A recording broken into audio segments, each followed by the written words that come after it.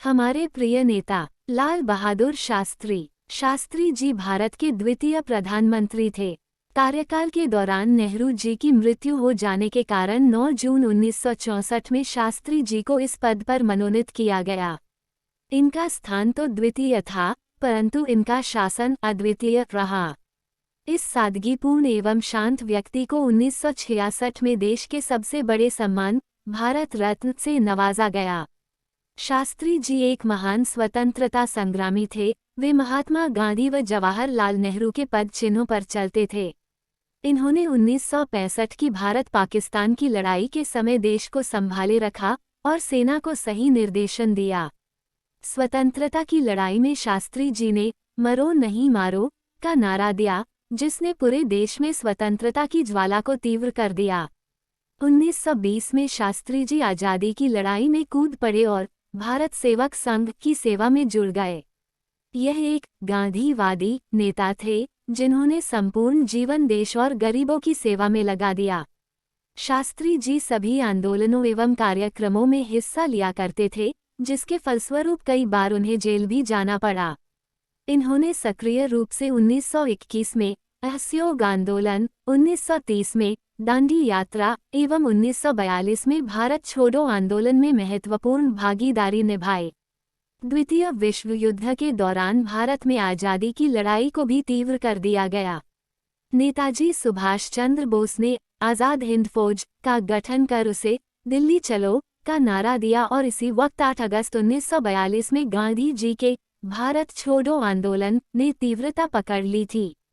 इसी दौरान शास्त्री जी ने भारतीयों को जगाने के लिए करो या मरो का नारा दिया, परंतु 9 अगस्त 1942 को शास्त्री जी ने इलाहाबाद में इस नारे में परिवर्तन कर इसे मरो नहीं मारो कर देशवासियों का आह्वान किया।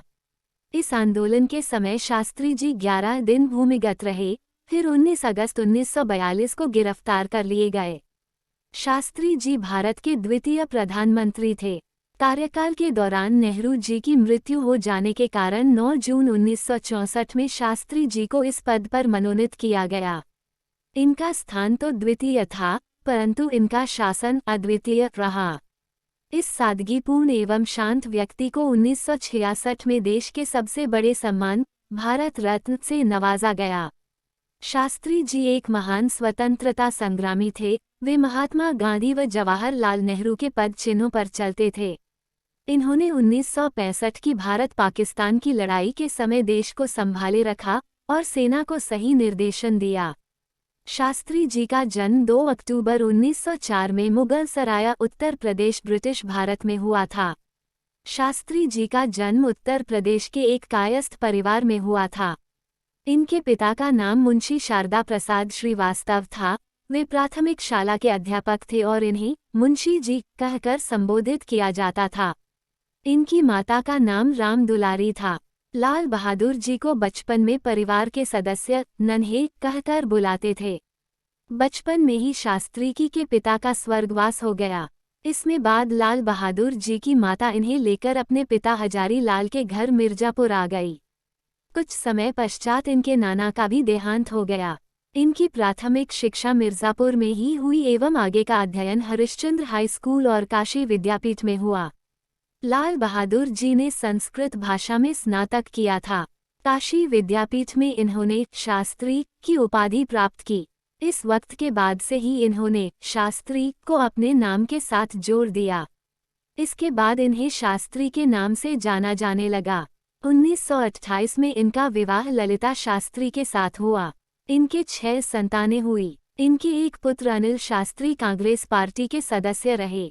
स्वतंत्रता की लड़ाई में शास्त्री जी ने मरो नहीं मारो का नारा दिया, जिसने पूरे देश में स्वतंत्रता की ज्वाला को तीव्र कर दिया। 1920 में शास्त्री जी आज़ादी की लड़ाई में कूद पड़े और भारत सेवक संघ की सेवा में जुड़ गए। यह एक गांधीवादी नेता थे जिन्होंने संपूर्ण जीवन देश और गरीबों की सेवा में लगा दिया। शास्त्री जी सभी आंदोलनों एवं कार्यक्रमों में हिस्सा लिया करते थे, जिसके फलस्वरूप कई बार उन्हें जेल भी जाना पड़ा। इन्होंने सक्रिय रूप से 1921 में असहयोग आंदोलन, 1930 में दांडी यात्रा एवं 1942 में भारत छोड़ो आंदोलन में महत्वपूर्ण भागीदारी निभाई।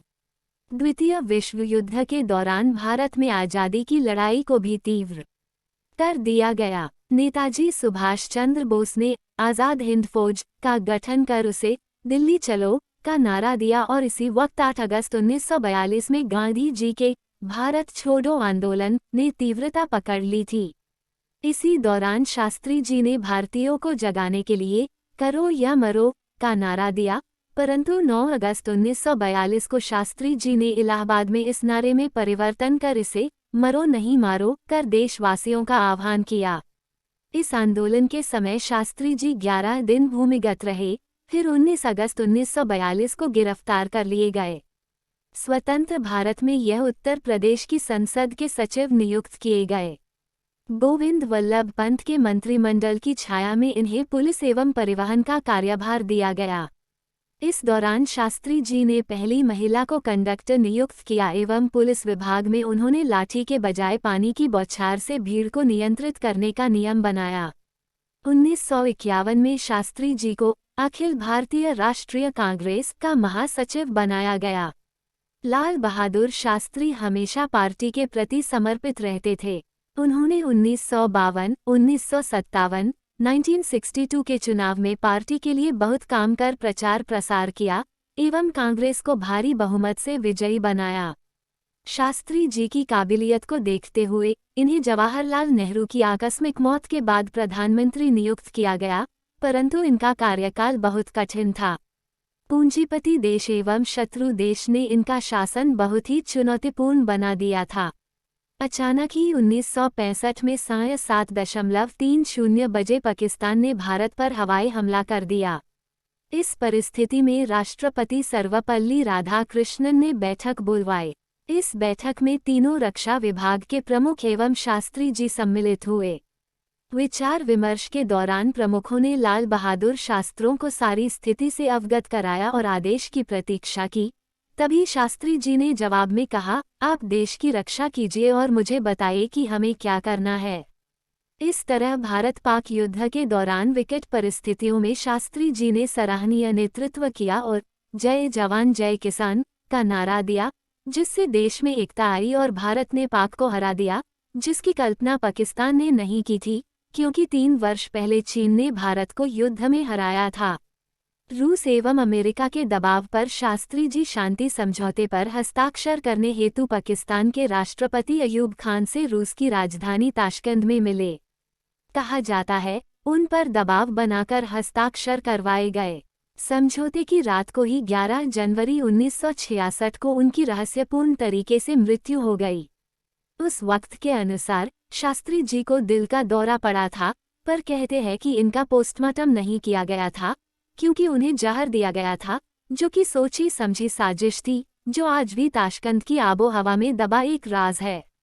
इस तरह 18 महीने ही लाल बहादुर शास्त्री ने भारत की कमान संभाली। इनकी मृत्यु के बाद पुनः गुलजारी लाल नंदा को कार्यकालीन प्रधानमंत्री नियुक्त किया गया। इनकी अंत्येष्टि यमुना नदी के किनारे की गई एवं उस स्थान को विजय घाट का नाम दिया गया। 1978 में ललिता के आंसू नामक पुस्तक में इनकी पत्नी ने शास्त्री जी की मृत्यु की कथा कही। कुलदीप नैयर, जो कि शास्त्री जी के साथ ताशकंद गए थे, उन्होंने भी कई तथ्य उजागर किए, परंतु कोई उचित परिणाम नहीं निकले।